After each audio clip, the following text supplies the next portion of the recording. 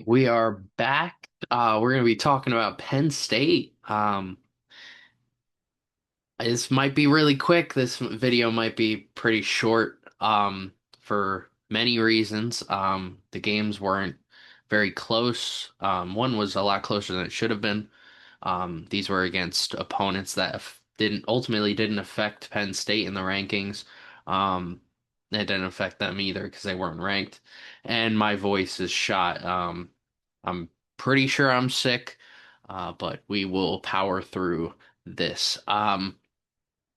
So if you hear my voice slip in and out of consciousness, it's probably because I'm sick. So this is going to be really quick. I'm not going to do a play-by-play too much. I'll point out like some key plays here. I'll point out some key stuff like opening up against Chuba Purdy, Brock Purdy's younger brother was kind of interesting.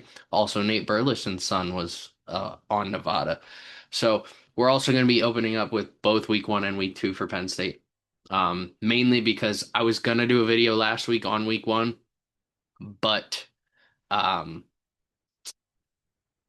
it was week one and it wasn't against a good opponent. So there's not much to say about Nevada, or what Penn State did. I think schematically, you look at the way the defense is playing so aggressive is a very different style Penn State defense than we've had in the last 10 years.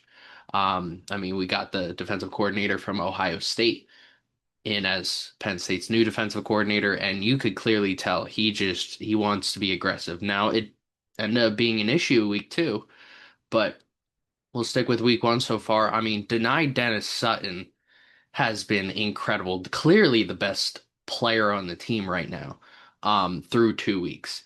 He just he's picking up where he left off last season. Some people thought maybe he was a product of Abdul Carter playing opposite of him. But man, this guy is everywhere. He's doing everything. He can drop back in the coverage. Now, unlike Micah Parsons and Abdul Carter, they were versatile. You could literally play Mike at any position on the whole defense. And Abdul was very good at off-ball linebacker and edge rusher. Deny is pretty much a 3-4 edge rusher. If the NFL is going to be looking at him, he's a 3-4 edge rusher. He can be a 4-3 edge rusher, most certainly, but his athleticism is so easy for him to play in a 3-4 defense. So, if you're a 3-4 defense in the NFL, this is a player to look at. Um, I mean, he came out here, forced a fumble. On the opening drive. On the opening drive against Nevada, he did. Um, I mean, offensively, the first 2 weeks, it was the Nick Singleton and Katron Allen show. Now I think the media kind of pushes Nick Singleton as the better back. I find them very complementary of one another. I think there are certain games where we need one more than the other. But I mean, they both are really good running backs and they complement each other very well. Nick is Nick the Quick. He's the speed demon. He's the elusive guy. Katron is the bruiser. And they're both very good. And it's rough for a defense playing something like that because it's like, I just got toasted by this, or I just got ran over by K Train. I call K-Tron Allen K Train, and I know his nickname's Fat Man, but I like call him K Train, um, and Nick the Quick. But like, I just got hit by K-Tron Allen. Now I got to go and try and chase Nick Singleton on the next play. So it's rough for teams playing against this Penn State offense. Drew Allar in the first game looked very good. It looked like he was so much better than last year. And even in the bad matchups last year, like against lower opponents, I had questions of Drew, mainly that bled into week two. Um, he he looked really poised. He was connecting with everybody on in the first game against Nevada. I mean, we had three transfer wide receivers this year. And Kyron Hudson is going to be your wide receiver one I mean, he clearly looks like the best wide receiver we've had in the last 3 years, probably since Jahan Dotson. And Drew was lightning quick. He was doing everything that first game, but man, that second game, he looked like last year. And I don't understand. I really don't. Um, Ryan Barker, it's so we'll switch to Ryan Barker real quick. Talk about special teams because it's so crazy that Penn State went into last year with the kicker. I don't even remember now what his name was, and he just wasn't very good at all. And then they just called this guy up to a walk on, and we're like, all right, you try it. And then he's been just making everything. I mean, he's an awesome kicker. He's probably the best kicker I've seen at Penn State. Um, since Joey Julius, that's my boy. I kept thinking about him the first two games, because I had a family member say, "Hey, that our kick on sides uh slash punter, who's been there for the last couple years." They were like, "Oh, he's huge. He's enormous," and I'm like you haven't seen Joey Julius. And Joey Julius was awesome. He's one of my favorite players in football ever. Um, I was actually wondering what he was up to. Like it's he went through a lot, which led to him retiring. So yeah. You mentioned you mentioned Joey Julius to any Penn State fan, they have nothing but great things to say about him. Um, so yeah. Anyways, I mean, Penn State led at halftime against Nevada, 27-3. Defense was just dominating. Offense was dominating every possible way. Run defense, run offense, pass offense. One issue the first 2 weeks is maybe not finishing drives. There was quite a bit of field goals. You need to be able to finish those drives off and score touchdowns. You need points, especially when you get into later games against like Oregon or Ohio State. Um, uh, Drew Allar, he was maybe running too much. Um, he's and he's got to learn. He's not athletic by any means, but he can run when he needs to. It's like Tom Brady or Drew Brees. Like they're not mobile by any means. But sometimes you need to take off every once in a while, and Drew does that. Um, He doesn't slide early and he doesn't slide good. He needs to go train with the baseball team and they need to show him how to properly slide because he was getting hit so much. Um, and I would say the second game woes started probably in the second half of the first game. The offense just had a sloppy opening drive. Uh, they had just sloppy offensive drives, and that's probably holding this team back from being great. Is the offense just has slop? It is just really sloppy at times. Andy Kotelnicki, I mean, I messaged someone. I was like, "Did Andy Kotelnicki die? Like, what is this offense that I'm looking at?" And they ended up just relying on Nick and Katron. And I mean, that's the backbone of this offense is those two. Um, I thought Luke Reynolds would be used a little bit more. I mean, Drew's just not really looking his way as much as like the receivers or some of the running backs. And that's fine, but maybe getting someone like Luke Reynolds involved can open up this offense to another level. And that's something you're missing when Tyler Warren left. So and we all knew that was going to happen because Tyler Warren was able to do so much for your team. Um, and I get to the not finishing drives on offense. I mean, I am nitpicking because against someone like Ohio State, you can't do this. You can't just rely on field goals. every single drive. You need to finish, finish, finish, finish. And, by the third quarter, most of the defensive backups were in, or players that were playing different positions around 2 minutes left in the third quarter. Um, we actually saw Ethan Grunkmeyer. I was curious at how well he would play, and whenever he came in, he knew the offense. He was slinging the ball. He was athletic. He was doing everything, and I'm really curious to see how he plays next year. Because Drew's definitely going to the NFL next year. Um, and even Cam Wallace at running back. I mean, I was a big fan of Cam Wallace at the end of last year.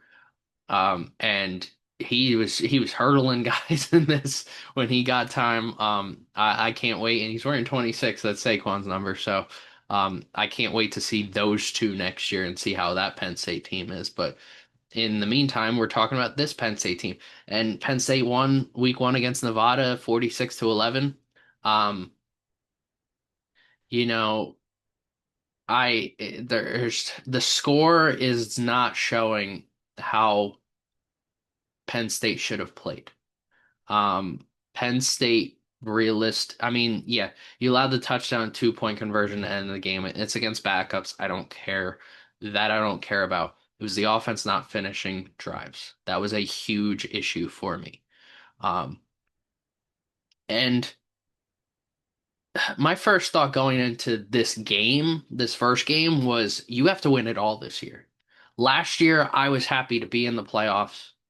And it was the first time I saw Penn State in the playoffs. We won a playoff game. We go and play Notre Dame. Then we lose. Notre Dame goes and loses to Ohio State. So now expectations for me are higher. You got to make it to the national championship. And this team, this coaching staff, everything is good enough to go to the national championship and to win it all. But can they? So I will nitpick a lot this year, more than I have last year. Um, this is clearly a playoff team. You just need to win your games. Even if you lose to Oregon or Ohio State, you can still make it into the playoffs. You can lose to Oregon and Ohio State, and you probably have a shot at the playoffs.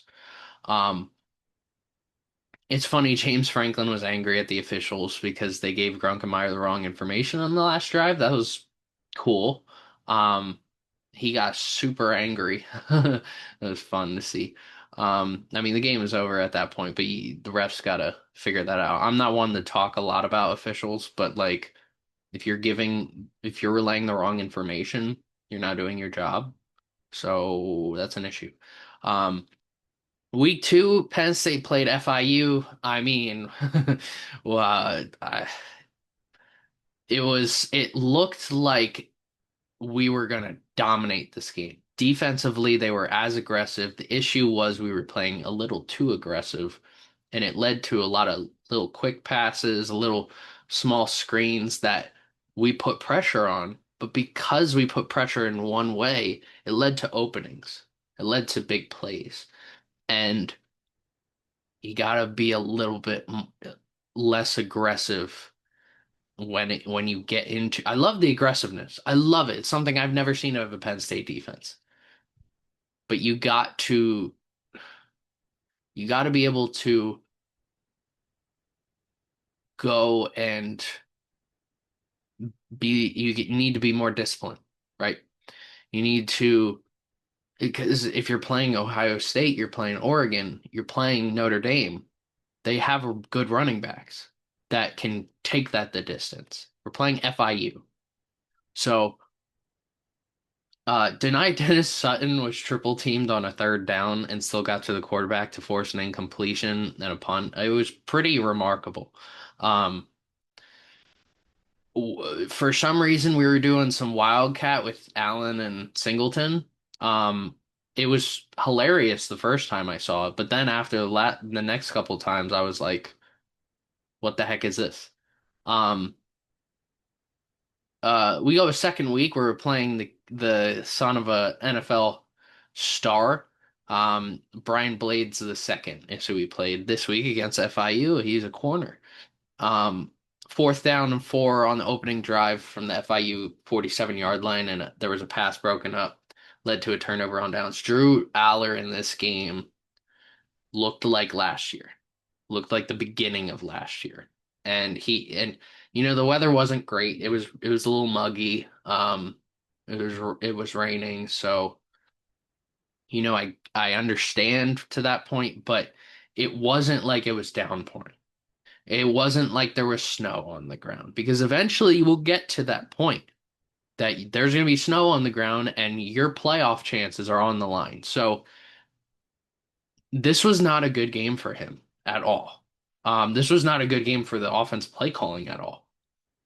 This very well might have been Andy Kotelnicki's worst offensive play calling, and it's against FIU. Like, what are we doing? So there was an awful sequence of blocking on a run, a miscommunication on a third down pass, and a tight coverage throw on fourth down. Like there was a lot of tight coverage throws that Drew was just trying to force in there that ended up being incomplete. Then we go for it so many times on fourth down. I mean, we didn't kick a field goal until, I mean, when did we even kick a field goal? We didn't kick a field goal until we kicked one field goal in the first half. And in the whole game, we kicked two. We should have probably kicked more. The first week, we weren't finishing drives. So they decide the second week to go for it and aren't getting it.